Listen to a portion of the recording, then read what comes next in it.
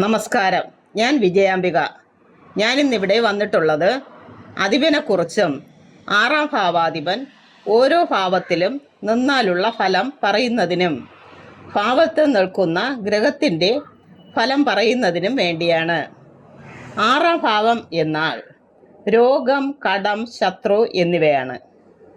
ആറാം ഭാവം കൊണ്ട് ചിന്തിക്കേണ്ട കാര്യങ്ങൾ: രോഗം, കടം, വിഷഭയം, ശത്രുത, കള്ളന്മാർ, ക്രൂരപ്രവൃത്തി, സംശയങ്ങൾ, കുറ്റപ്പെടുത്തൽ, തൊഴിൽ തടസ്സം, യുദ്ധം, ഉലഞ്ഞ മനസ്സ്, വേദന, അവിചാരിത മരണം, സ്ത്രീകളിൽ നിന്ന് ദുഃഖം, ജലഭയം, നഷ്ടം, ക്ഷയരോഗം, മറവി, മാനസിക വിഷമതകൾ, ജയിൽവാസം, മുറിവുകൾ, കഫം, നീര്, കണ്ണിന് കുഴപ്പം, വയറിളക്കം, സഹോദരനുമായി സ്വരച്ചേർച്ച ഇല്ലായ്മ എന്നിവയാണ്.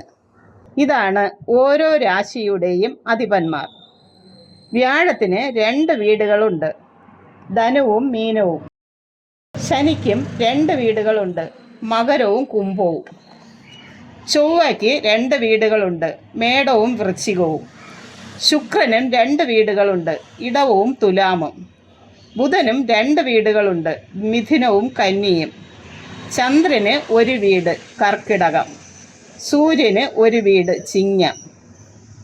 ഇവിടെ നിൽക്കുന്നവരെ ഓരോ രാശിയുടെയും അധിപന്മാർ എന്നാണ് ജ്യോതിഷത്തിൽ പറയുന്നത്. ആദ്യമായി നമുക്ക് ലഗ്നം ഇവിടെ ഇടാം. അപ്പോൾ ആറാം ഭാവാധിപൻ സൂര്യൻ. ആദ്യമായി ആറാം ഭാവാധിപൻ ലഗ്നത്തിൽ നിന്നാലുള്ള ഫലം പറയാം. ആറാം ഭാവാധിപൻ ലഗ്നത്തിൽ നിൽക്കുന്ന ജാതകന് നല്ല ധനപുഷ്ടി ഉണ്ടായിരിക്കും, ബഹുമാനവും പല ഗുണങ്ങളും സിദ്ധിക്കും. എന്നാൽ പുത്രഹീനനായോ ലുപ്ത സന്താന യോഗമോ സംഭവിക്കും. ലഗ്നത്തിൽ സൂര്യൻ നിൽക്കുന്നതിനാൽ ജാതകൻ തടിച്ച് ഉയരം കൂടിയ ആളായിരിക്കും. ഇവർ ഈശ്വരഭക്തരും കോപം കൂടുതൽ ഉള്ളവരും ക്രൂരതയും അഭിമാനികളും കൂടുതൽ അഹങ്കാരം ഉള്ളവരുമായിരിക്കും. ഇവർക്ക് യാത്രാപ്രിയം ഉണ്ടായിരിക്കും. ഇവർ കൂടുതൽ യാത്ര ചെയ്യുന്നവരുമായിരിക്കും. അടുത്തതായി ആറാം ഭാവാധിപൻ 2ാം ഭാവത്തിൽ നിൽക്കുന്നതിൻ്റെ ഫലം പറയാം. ആറാം ഭാവാധിപൻ 2ാം ഭാവത്തിൽ നിൽക്കുന്ന ജാതകൻ സാഹസികനായിരിക്കും, കുലമുഖ്യനായിരിക്കും, അന്യനാട്ടിൽ താമസിക്കാൻ ഇടവരും. 2ാം ഭാവത്തിൽ സൂര്യൻ നിൽക്കുന്നതിനാൽ ധനവും വിനയവും വിദ്യയും ഇല്ലാത്തവനായും ഭാര്യ നിമിത്തം കുടുംബത്തിൽ കലഹം ഉണ്ടാകും. സർക്കാർ മുഖാന്തിരം ദ്രവ്യനാശത്തിന് ഇടവരും. എന്നാൽ സർക്കാരിൻ്റെ ധനം ലഭിക്കുന്നവനുമായിരിക്കും. മുഖത്തോ പല്ലിനോ എന്തെങ്കിലും രോഗമുള്ളവനായിരിക്കും. ശത്രുക്കളെ സ്നേഹിക്കുന്നവനും ദാനശീലനുമായിരിക്കും. അടുത്തതായി ആറാം ഭാവാധിപൻ 3ാം ഭാവത്തിൽ നിന്നാലോ? ആറാം ഭാവാധിപൻ 3ാം ഭാവത്തിൽ നിൽക്കുന്ന ജാതകന് ധനത്തിന് കുറവ് വരികയില്ല. കളവ് പറയുവാൻ മിടുക്കനായിരിക്കും. നുണ പറഞ്ഞ് പണം കടം വാങ്ങും. 3ാം ഭാവത്തിൽ രവി നിൽക്കുന്നതിനാൽ ജാതകൻ ഐശ്വര്യം, ബലം, ഉത്സാഹം, പരാക്രമം, സുഖം, സൗന്ദര്യം, ത്യാഗശീലം എന്നിവ ഉണ്ടായിരിക്കും. ശത്രു ജേതാവായും ഭവിക്കും. ബലവാനായ സൂര്യൻ 3ാമിടത്ത് നിന്നാൽ ജാതകൻ രാഷ്ട്രീയ പ്രവർത്തകനായി തീരുന്നതാണ്. അടുത്തതായി ആറാം ഭാവാധിപൻ 4ാം ഭാവത്തിൽ നിന്നാലോ? ആറാം ഭാവാധിപൻ 4ാം ഭാവത്തിൽ നിൽക്കുന്ന ജാതകൻ ധനത്തിന് കുറവ് വരികയില്ല. കള്ളം പറഞ്ഞ് പണം കടം വാങ്ങും. എന്നാൽ വാങ്ങുന്ന കടത്തിന് സമാധാനമുണ്ടായിരിക്കും. 4ാം ഭാവത്തിൽ സൂര്യൻ നിൽക്കുന്നതിനാൽ ജാതകന് ഹൃദ്രോഗമുള്ളവനായിരിക്കും. സുഖവും ബന്ധുക്കളും ഭൂസ്വത്തും ഇല്ലാത്തവനായും ഒരിക്കലും മനസുഖം ഇല്ലാത്തവനായും ഭവിക്കും. തൻ്റെ രോഗപീഠ കാരണം മാതാവിനെ രക്ഷിക്കുന്നതിൽ കരുണ കാണുകയില്ല. എന്നാൽ 4ാം ഭാവത്തിൽ നിൽക്കുന്ന സൂര്യൻ ജീവിതാന്ത്യത്തിൽ അഭീഷ്ട കാര്യങ്ങൾ സാധിച്ചു കൊടുക്കുന്നതാണ്.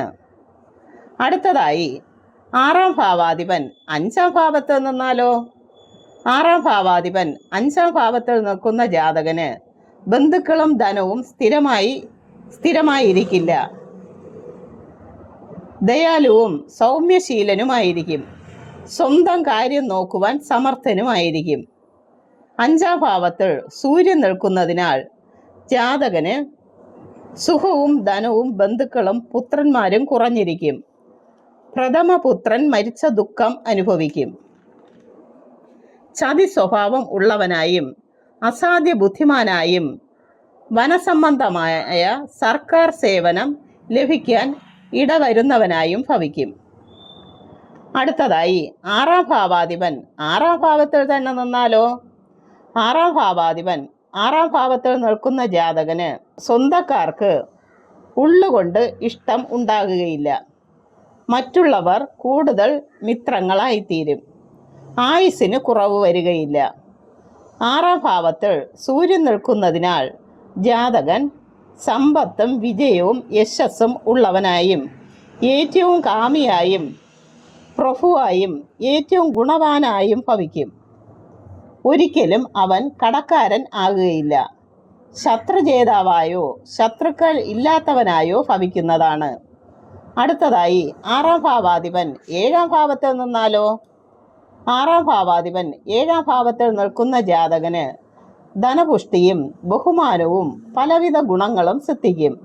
എന്നാൽ പുത്രഹീനനായോ പുത്രന്മാർ കുറവായോ ഭവിക്കും. 7-ാം ഭാവത്തിൽ രവി നിൽക്കുന്നതിനാൽ ജാതകനും ഭാര്യയ്ക്കും രോഗങ്ങൾ ഉണ്ടാകുന്നതാണ്. തന്നെ സ്നേഹിച്ച് ഭരിക്കുന്ന ഭാര്യയായിരിക്കും കൂടെ ഉണ്ടാകുക. ജാതകന് വഴിനടത്തം കൊണ്ടുള്ള അലച്ചിലും അപമാനങ്ങളും ഉണ്ടാകും. ഏത് തൊഴിൽ ചെയ്താലും അതിന് തക്ക പ്രതിഫലം ലഭിക്കുന്നതല്ല. ഭാര്യയുമായി അകന്ന് കഴിയേണ്ടതായി വരുന്നതാണ്. അടുത്തതായി 6-ാം ഭാവാധിപൻ 8-ാം ഭാവത്തിൽ നിന്നാലോ? 6-ാം ഭാവാധിപൻ 8-ാം ഭാവത്തിൽ നിൽക്കുന്ന ജാതകൻ നല്ല ആൾക്കാർക്ക് ശത്രുവായിരിക്കും. രോഗിയായും സ്ത്രീജിതനായും ഭവിക്കുന്നതാണ്. 8-ാം ഭാവത്തിൽ സൂര്യൻ നിൽക്കുന്നതിനാൽ ജാതകൻ ദുർവ്യയക്കാരനാകും. ജീവിതം അപ്പാടെ കഷ്ടമായിരിക്കും. കണ്ണിന് സൂക്കേടുകാരനാകും. ബന്ധുക്കൾ വളരെ കുറഞ്ഞിരിക്കും. ആദിത്യൻ സ്വക്ഷേത്രത്തിലാണ് എങ്കിൽ ഈ വക ദോഷങ്ങൾ അത്ര കാണുകയില്ല. അടുത്തതായി 6-ാം ഭാവാധിപൻ 9-ാം ഭാവത്തിൽ നിന്നാലോ? 6-ാം ഭാവാധിപൻ 9-ാം ഭാവത്തിൽ നിൽക്കുന്ന ജാതകൻ വ്യവഹാരപ്രിയൻ ആയിരിക്കും. കല്ലും മരവും കൊണ്ടുള്ള ജോലി ചെയ്യും. 9-ാം ഭാവത്തിൽ സൂര്യൻ നിൽക്കുന്നതിനാൽ ജാതകൻ പുത്രന്മാരും സമ്പത്തും ബന്ധുക്കളും ഉള്ളവനായും ദൈവഭക്തനായും പിതാവിനെ കുറ്റം പറയുന്നവനായും എന്നാൽ പിതാവിൽ നിന്ന് ധനഭാഗ്യങ്ങൾ ലഭിക്കുന്നവനായും ധർമ്മം ഇല്ലാതെ ധർമ്മം ഉള്ളവനാണെന്ന് കൃത്രിമമായി ഭവിക്കുന്നവനായും മുൻകോപമുള്ളവനായും എപ്പോഴും ഭാഗ്യത്തെക്കുറിച്ച് ചിന്തിച്ച് മനോവിഷമം അനുഭവിക്കുന്നവനായും ഭവിക്കും. അടുത്തതായി 6-ാം ഭാവാധിപൻ 10-ാം ഭാവത്തിൽ നിന്നാലോ? 6-ാം ഭാവാധിപൻ 10-ാം ഭാവത്തിൽ നിൽക്കുന്ന ജാതകൻ സാഹസികനായിരിക്കും. കുലമുഖ്യനായിരിക്കും. അന്യനാട്ടിൽ താമസിക്കാൻ ഇടവരുന്നവനായിരിക്കും. 10-ാം ഭാവത്തിൽ സൂര്യൻ നിൽക്കുന്നതിനാൽ എല്ലാ കാര്യത്തിലും വിജയം ഉണ്ടാകും. 10-ാം ഇടം മേടമോ ചിങ്ങമോ ധനുവോ ആണെങ്കിൽ ആദിത്യൻ്റെ ദശാന്തരങ്ങളിൽ ഐശ്വര്യവും യശസ്സും വാഹനങ്ങളും പുത്രന്മാരും പ്രഭുത്വവും ഉണ്ടായിരിക്കും. അടുത്തതായി 6-ാം ഭാവാധിപൻ 11-ാം ഭാവത്തിൽ നിന്നാലോ? 6-ാം ഭാവാധിപൻ 11-ാം ഭാവത്തിൽ നിൽക്കുന്ന ജാതകന് ധനപുഷ്ടിയും ബഹുമാനവും പലവിധ ഗുണങ്ങളും സിദ്ധിക്കും.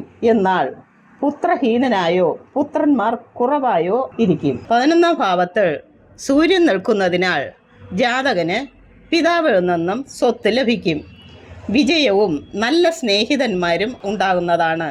അടുത്തതായി 6-ാം ഭാവാധിപൻ 12-ാം ഭാവത്തിൽ നിന്നാലോ? നല്ല ജനങ്ങൾക്ക് ശത്രുവായും രോഗിയായും സ്ത്രീജിതനായും ഭവിക്കും. എന്നാൽ ധനവ്യയം കുറഞ്ഞിരിക്കും. രോഗി എന്ന അവസ്ഥയും മാറും. ദീർഘായുസ്സും ഉണ്ടാകുന്നതാണ്. 12-ാം ഭാവത്തിൽ സൂര്യൻ നിൽക്കുന്നതിനാൽ ജാതകൻ പിതാവിന് വിരോധിയായിരിക്കും. നേത്രരോഗിയായിരിക്കും. അനുസരണ ഇല്ലാത്തവനായും എപ്പോഴും സഞ്ചരിക്കുന്നവനായും ദുസ്വഭാവക്കാരനായും ഭവിക്കുന്നതാണ്.